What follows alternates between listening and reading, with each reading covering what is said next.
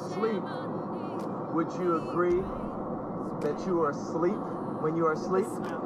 And when you wake up, would you agree that you are awake when you are awake? Yeah. Would you agree that those are two different states? People who don't believe are walking dead.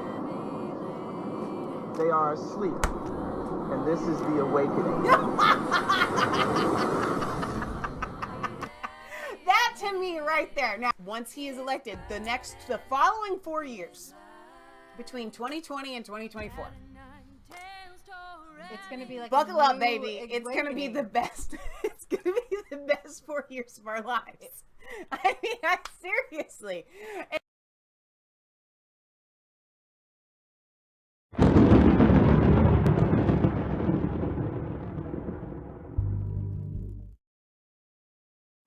Hey guys, welcome back to Resistance Chicks. We're your hosts, the lovely Leah and Michelle. It keeps going down. Your My seat's seat. shrinking. It keeps dropping on me. I wanted to make a note of this, you guys, because the financial markets are where things are going to go bada bing, bada boom, bada bang. Chinese bank on the verge of collapse after sudden bank run. First it was the Baoshang Bank, then it was the Bank of Jinshao, then 2 months ago, China's Hangfeng, I ain't making it up, Jack, with 1.4 trillion won. I'm going to get this right. Won. Over here next to, I may not know much. won. I know one thing. In assets, quietly failed. I'm sorry, I couldn't help it. I had plenty of sleep last night, I promise. Was just quietly nationalized. Today, a fourth prominent Chinese bank was on the verge of collapse under the weight of its bad loans. Now, that seems, you say weight of bad loans. Now, thanks to the other Chinese whistleblower that we did a whole segment on, it blew my mind. The whistleblower blew my mind. It takes a lot because we've been doing these conspiracy theories for so long, like way before we did our show. We're not doing them; we're covering them. We've been covering We don't have any conspiracies for so long that like for years and years and years before we did our show, researching them. It takes a lot to blow my mind. Now hopefully we're gonna have Barry on. Yeah, Uncle Barry. He blew my mind a whole bunch. I not researched JFK. Barry Jones. Now we are going to have him on at some point. If you want to be ahead of the game before he comes on, go to Amazon and get the book Treasonous Cabal. Yeah. So anyways, he was blowing my mind. But anyways, the Chinese whistleblower was telling me how. See, I knew that we printed money in the Fed. I knew that America's Fed printed a bunch of fake dollars, that whenever the banks needed more money, they would just print more fake dollars, and we see the inflation, and it's crazy because you can see the inflation prices and where gold is at, and where, Michelle, you can really see where car prices are at. Sure. But in China, they do it like Godzilla style. So they saw that America was doing it, so then they do it, and literally this whistleblower was saying... It's modern monetary theory. Yeah, but the whistleblower was saying is that you can go in and you could get billions of dollars. He said you could go get $3 billion. Mm-hmm. And they launder it through Hong Kong. And then some of it is like these loan shark people. They take a 20% cut, and then you don't ever really need to pay it back, right? It's crazy. Mm-hmm. And then they launder it through Hong Kong to get it into, and that's how the weight of it's going crazy. So anyways, today a fourth prominent Chinese bank was on the verge of collapse under the weight of its bad loans. Only this time, the failure was far less quiet, as depositors of the rural lender swarmed the bank's retail outlets, demanding their money in an angry demonstration of what Beijing is terrified of most, a bank run, because there's no real money. Local business lenders, political cadres, and banking executives rallied Thursday at the main branch of Henan Yichol Rural Commercial Bank. Yishuang. Commercial bank just outside the central Chinese city of Laoyang, where they stood one by one before a microphone to pledge their backing for the bank, as smiling employees brandished wads of cash before the television cameras to demonstrate how much cash literally the bank had. It was China's latest and most desperate attempt yet to project stability and reassure the public that all is well, after rumors spread that the bank's chairman was in trouble and the bank was on the brink of insolvency. However, as the Wall Street Journal points out, it wasn't enough for the 31-year-old Li Yu, who showed up for the Thursday, to withdraw thousands of won of her mother's life savings after hearing from fellow villagers about this bank. It was the largest lender in the Yiwon County by the number of branches and capital, and it is also a member of the PBOC's deposit insurance system. Just like any self-respecting Ponzi scheme, the bank's branch managers tried to persuade her to keep her money with them until March, when her mother's 3-year deposits would mature, yielding more than 10,000 won in interest. And then, just like any other Ponzi scheme, to sweeten the offer, the bank managers offered her an even higher yielding product, plus supermarket gift cards, just to keep her money there. Wow. Our bank is state-backed, and your money is insured by deposit insurance, they said. We really can't afford to lose the money, she said. Wow. The bank run at the Yuan Bank, located in China's landlocked province of Henan, makes it at least the 4th bank that authorities have had to rescue this year. As they documented recently, in recent months, China's banking sector has been dogged by a sudden surge in liquidity concerns, particularly among smaller regional banks. In May, regulators bailed out the Baosheng Bank in the country's first bank bailout since the 1990s. That move led to the widespread concerns about the health of smaller banks. So, we'll see where these go. I just kind of wanted to kind of throw this out there because. Have you ever gone to a bank to withdraw $5,000 or $10,000? Yeah, I have, and they get really angry, like vehemently, like you're doing something wrong. Like, how dare you? And they always give you this excuse and they ask you what you need it for. They do. Well, what do you need this for? Like, because I think they have to fill out paperwork or something like that. It's very intrusive. It's very upsetting.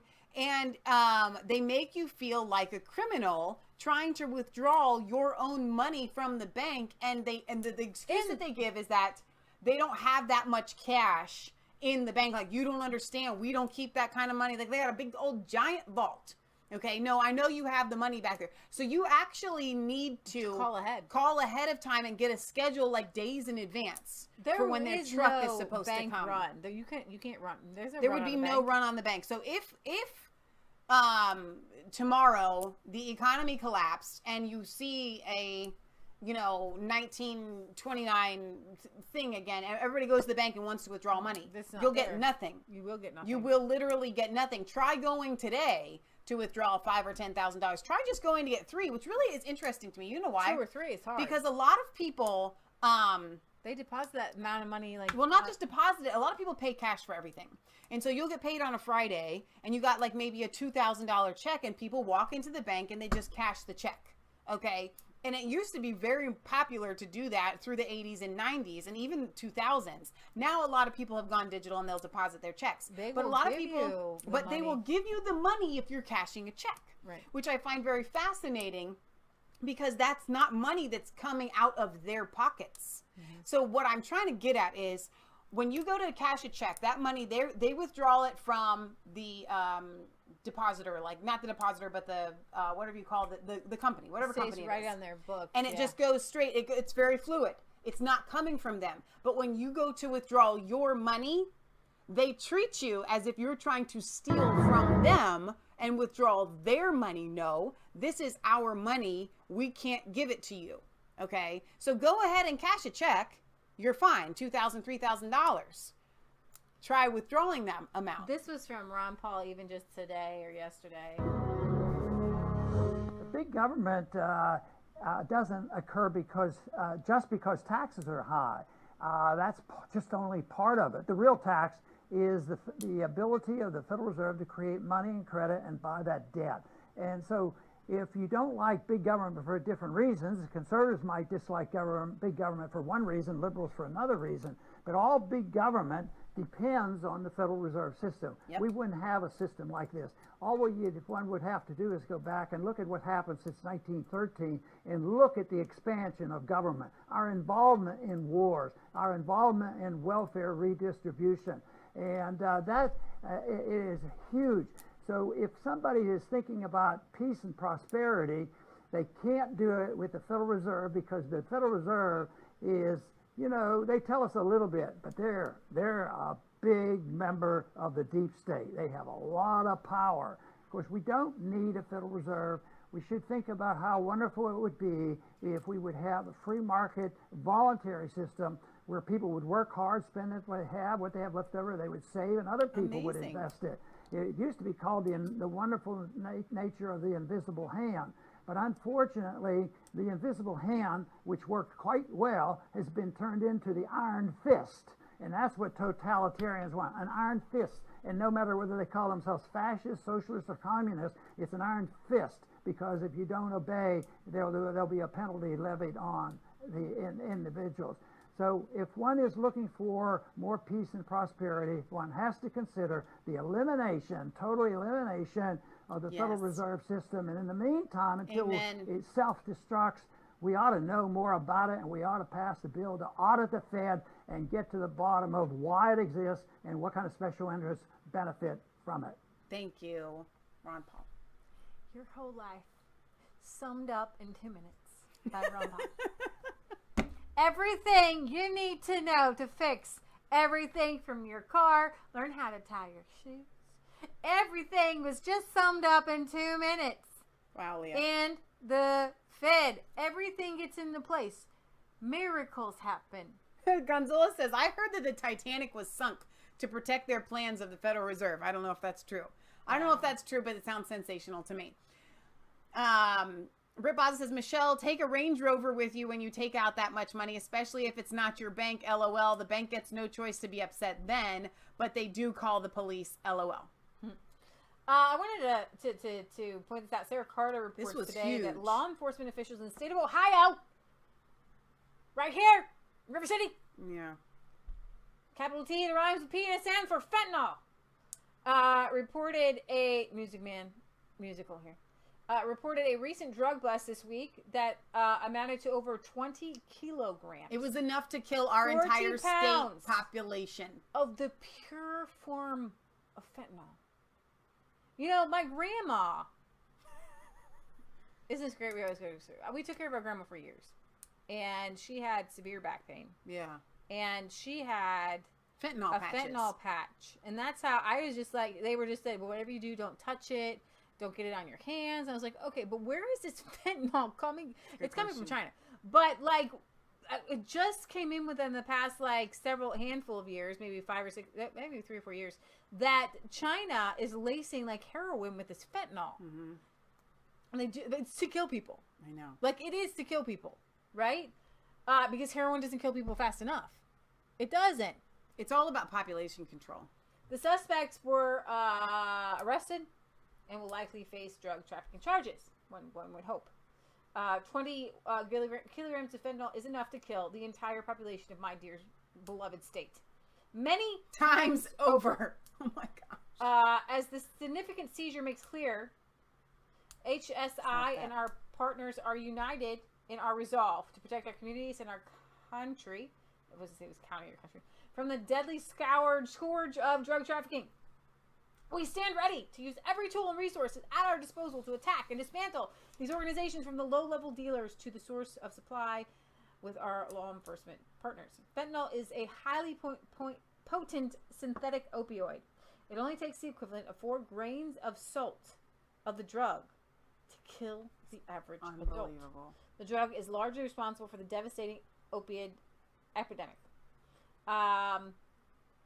So in this film, I guess, Sarah Carter's film, Not in the Vein, in the film, Carter exposed the path Mexican drug cartels use to ship deadly fentanyl into our country and fuel a widespread opioid epidemic that is killing our kids. Dayton, Ohio, just an hour north.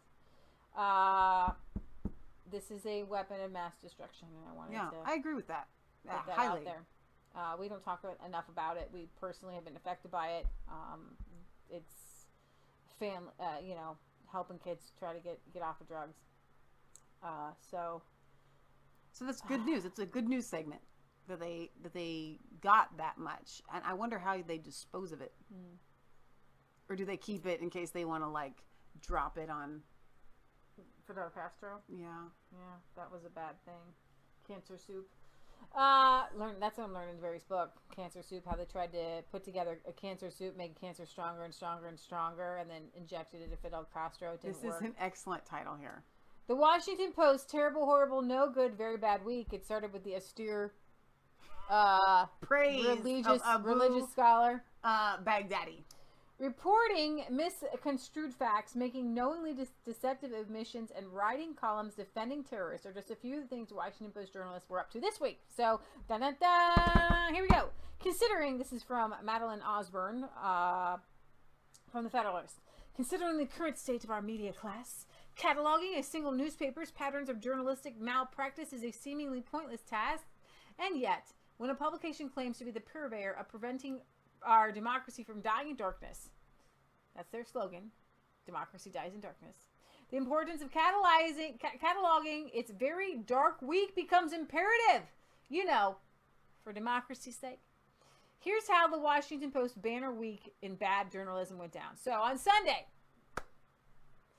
it started on Sunday with a bizarre obituary to the world's most wanted terrorist, Abu Bakr al-Baghdadi.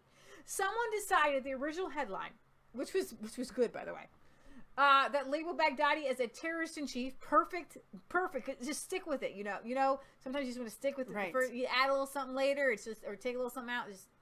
The soup's no good. They even could have used that as a jab at Trump. They could have gone with that. That would have been fine. Needed to be sugarcoated because it kind of praised Trump in a way. You know what I mean? We took out the terrorists.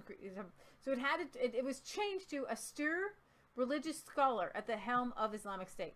Social media exploded with similar versions of the satirical headlines. We talked about this. And then somebody came out and said regarding our al-Baghdadi obituary, the headline should never have read. Now, I have over here the Babylon Bee.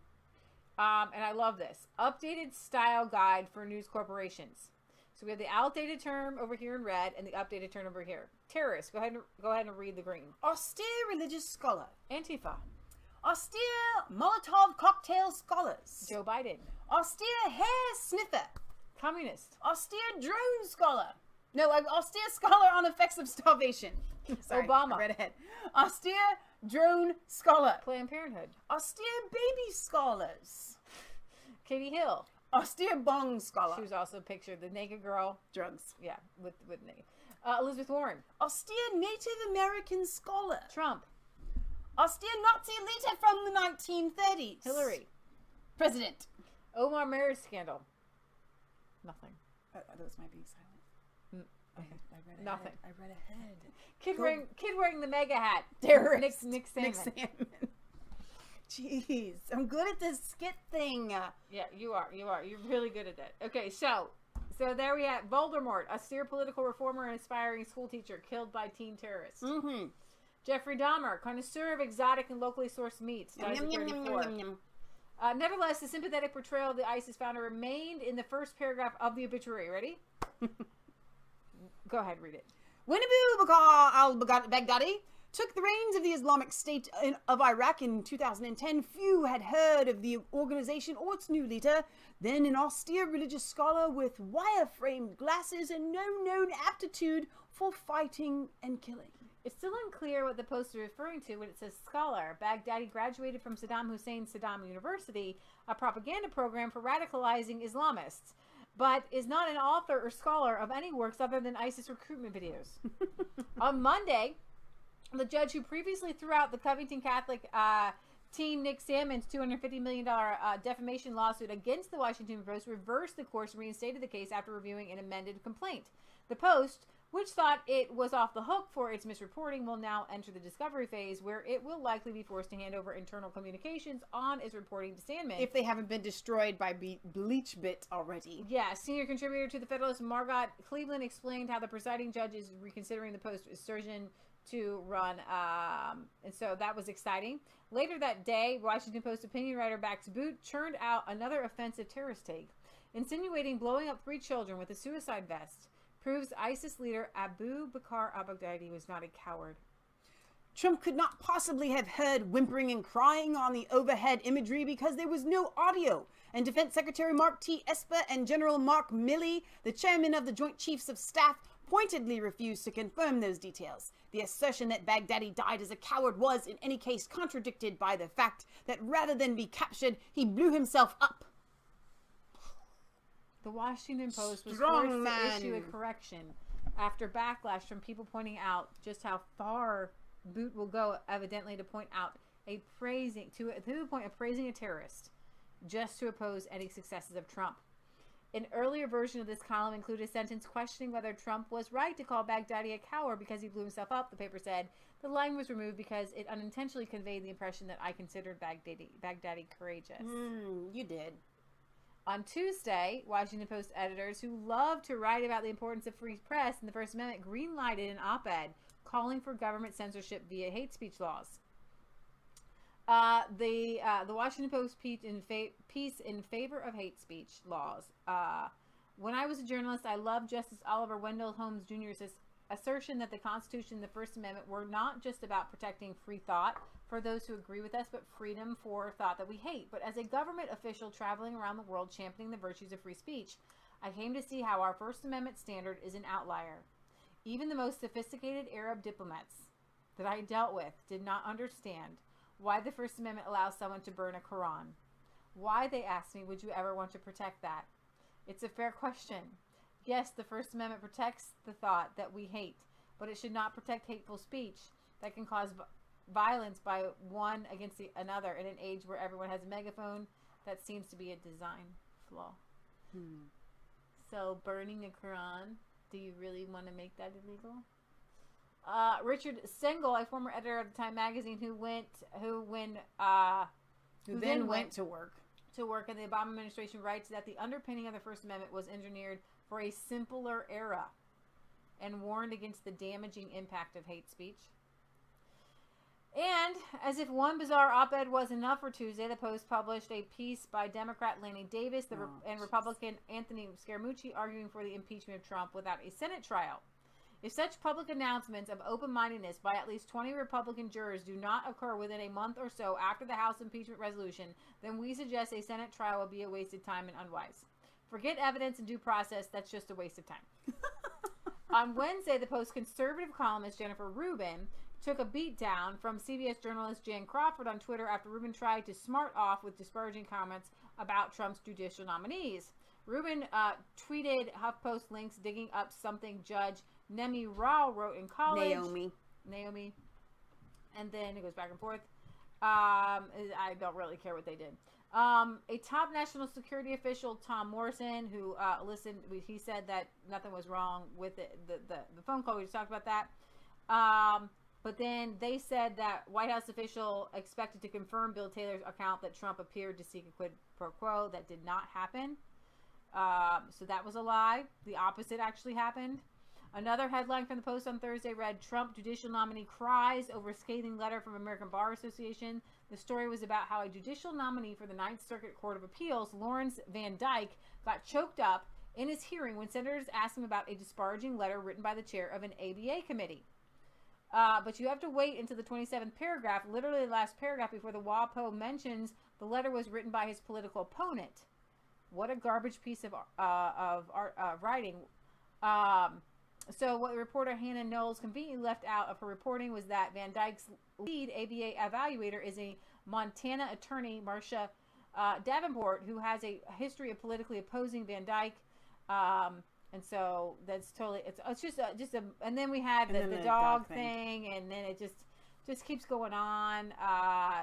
It just kept going on and on and on and on. It was a really banner week for fake news. But here's the good news. And you guys have been waiting for this, I know. And I'm just going to close out all my other articles. And we're going to go to Kanye West. Because so great.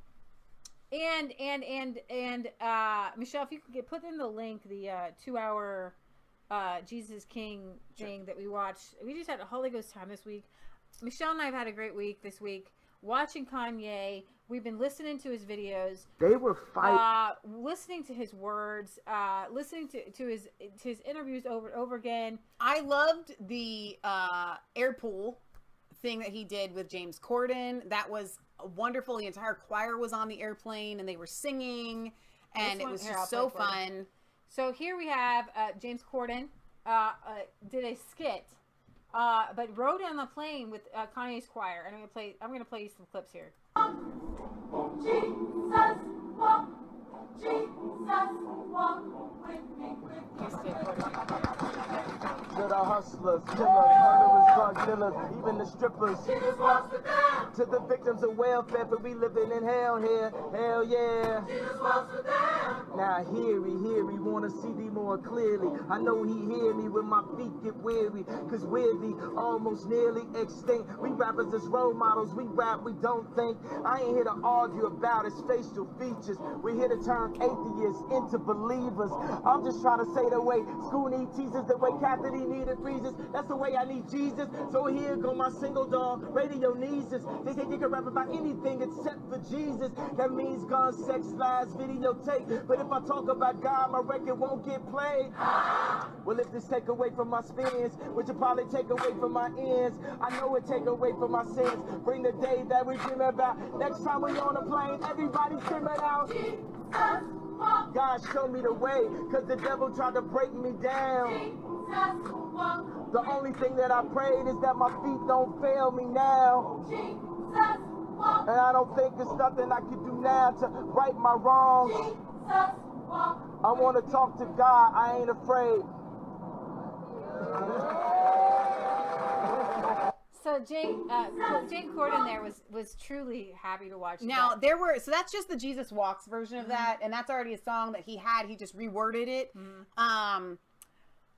The parts that I loved about that interview were actually, and I'll just give you the highlights that I walked away with. James Corden asks him what he does in the evenings, or when he's just at home. Like, what do you do on your downtime? And Kanye says, just listen, I don't like to go anywhere at night. I like to be at home with my family. And he goes, okay, so what do you do? Like, Tuesday nights, you got nothing to do. You're at home with your family. What do you do? Kanye says, well, we eat dinner, and then we play with the kids, and then we put the kids to bed, and then we go to bed. And then my wife watches Dateline. Now, Kim Kardashian watching Dateline cracks me up just to start with. I think that's hilarious and awesome and whatever. But, and so then James is like, but what do you do? And Kanye, he has that classic, like, when he wants to be taken seriously, or maybe his brain is thinking a million thoughts or whatever, but his face just goes like this, and he goes, I read my Bible. And James is kind of, he's like, are you serious? And he's like, yes, I read my Bible. And my mind just kind of went, he was dead serious. And I just got this visual. I've got Kim sitting up in bed watching Dateline, and I've got Kanye West reading his Bible, gleaning from the Word of God. And it literally makes me so happy. And so that was punchline number one. Number two is James asks him, listen, my wife and I have 3 kids. We're kind of tossing about the idea if we should have a 4th. What do you think? Should we have a 4th? And Kanye's like, absolutely, man. Like, children are such an amazing blessing.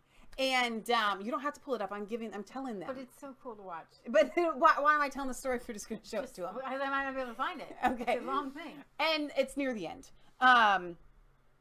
And he's like, so would you roll for a 5th? Because Kanye and Kim have 4 kids. And he's like, not just a 5th, a 7th. And James is like, are you serious? And he's like, yeah, like, I love kids. Kids are such a blessing. You're awakening your spiritual. They're gonna sing again. Keep going. Put the kids to bed. Okay. And then we go to bed. And then my wife watches Dateline. So she watches Dateline, Yeah. and you're not really watching anything. You're just straight to sleep. I read the Bible. For real. Yes. Seriously. You sit and read the Bible. Yes. Tell me this. I've got 3 kids. You've got 4 kids. Would you recommend my wife and I going for a 4th? Oh, absolutely. Really? The richest thing that you can have is is as many children as possible. So are you saying As many children as possible. For 7. Shut up, you want 7 kids? Yes. And have you and Kim talked about this? This is something that you'd like to do? Yes. 7 children. Yes. I need to talk to my wife. Love will never fade. He's sovereign. There was one more punchline. Now I can't remember what it was at the end of this. For eternity. No other love? No other love compares to his love is true. Yeah.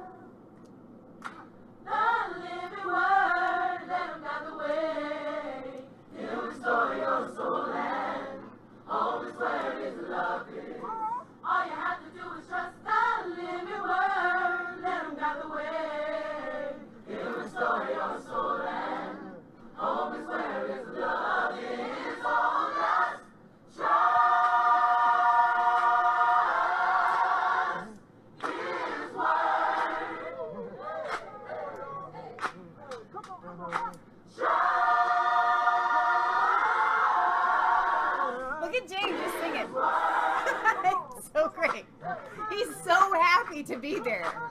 This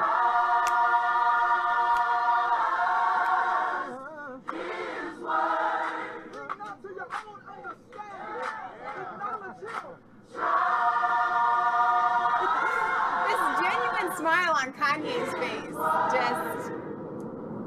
What do you say to people who would say? This is good. This is good and right there here. will be people This that will is it. say, Listen. I don't believe it. I don't believe the reawakening of that Kanye's saying he's having. I don't believe, if I look at the last 2, 3, 4, 5 years of his life, I don't believe that this can be as night and day as it is. Do you know what I mean? That you would be one day So good. living your life in one way and now saying everything is for this. I'm not sure I believe it. What would you say to those people? Well, I'd say when you go to sleep, would you agree that you are asleep when you are asleep? And when you wake up, would you agree that you are awake when you are awake? Yeah. Would you agree that those are two different states? People who don't believe are walking dead. They are asleep. And this is the awakening. That to me right there. Now, so we love you guys. Yes. God loves you. God bless. And have a wonderful rest of your weekend. And I hope you're having better weather than we had for 2 days ago. And happy All Saints Day. Happy Reformation Day from yesterday. And so we're kicking off the first 2 months of Christmas. Everyone has decided that Christmas is going to be 2 months long this year. I'm giving the pilgrims their full month. Starting today through the 28th. Thanksgiving's on the 28th this month. The pilgrims get the whole month. Other people are giving it all to Christmas. Still, I don't know. It's whatever it is, but whatever. Some 93.3 radio station launched their Christmas music, I think, today. What? It's disturbing me. That's too early. It was way too early. So, but Maia does Christmas music this early. She's very excited. Air One does theirs. What? Yeah. Not Thanksgiving. Air One, like they do like a side thing there. So, yeah, I know. Thanksgiving. Okay, guys, we're really gonna end. This is our 800th. I wanted to tell you ending. that after Halloween, I felt like I told Michelle the day of Halloween, just wait till tomorrow. It's all gonna shift. So Get it? Shift. That could be prophetic. You never know. All right, you guys. God bless.